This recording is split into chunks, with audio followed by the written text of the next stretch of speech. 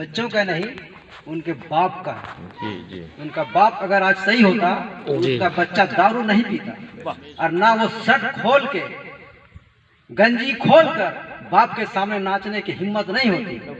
आज सबसे पहला चीज है कि हम उसे अपना तालीम नहीं दे रहे हैं। बच्चा पैदा होता है, चलने के काबिल नहीं होता, और बाप उसको उंगली पकड़ के इंग्लिश मीडियम स्कूल में पहुंचाता है, तो वो क्या सीखेगा?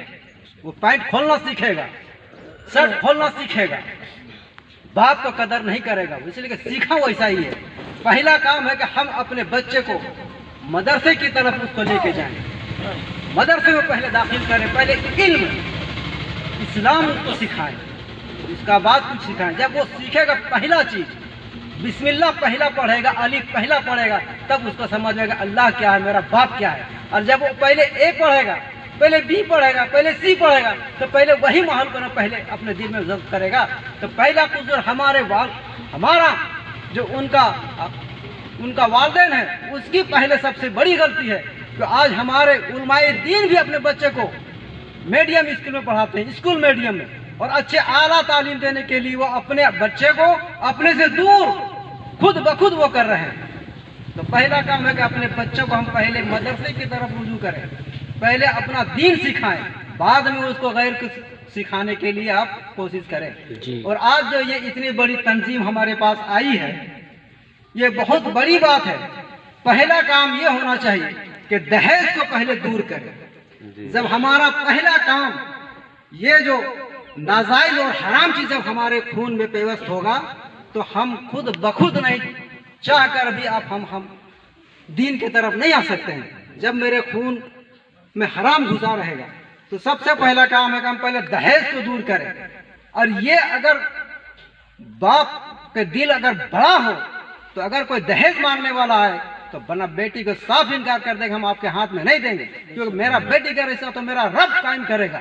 हम बहुत अच्छी बात करने वाले, ये कलेजा पहले बड़ा होना चाहिए, उसका बाद ही सारा काम खुद बखुद। अल्लाह सारा चीज को देखता है कि हमारा बंदा के दिल में क्या है। बच्ची पैदा नहीं हुई और उसके नाम से पैसा रखना शुरू कर दिया, तो अब तो पहले ही इरादा कर ले कि हम दहेज देंगे, तो अल्लाह पाक भी उसी तरह उसको करवाता है कि सारा दहेज देखिए, दहेज सारा जमा करके इकट्ठा करके रखा हुआ है, और जब आयन मौके पर बारात सामने आती है तो देखा जाता है उसके घर में आग लग गई, सारा दहेज का सारा सामान जल गया, तो कहाँ उसका रखा हुआ कामयाब हुआ। इसलिए सबसे पहले हम अपना ईमान को मुकम्मल करें, अल्लाह पर पूरा तवक्कल रखें, तभी हम कामयाब हो सकते हैं।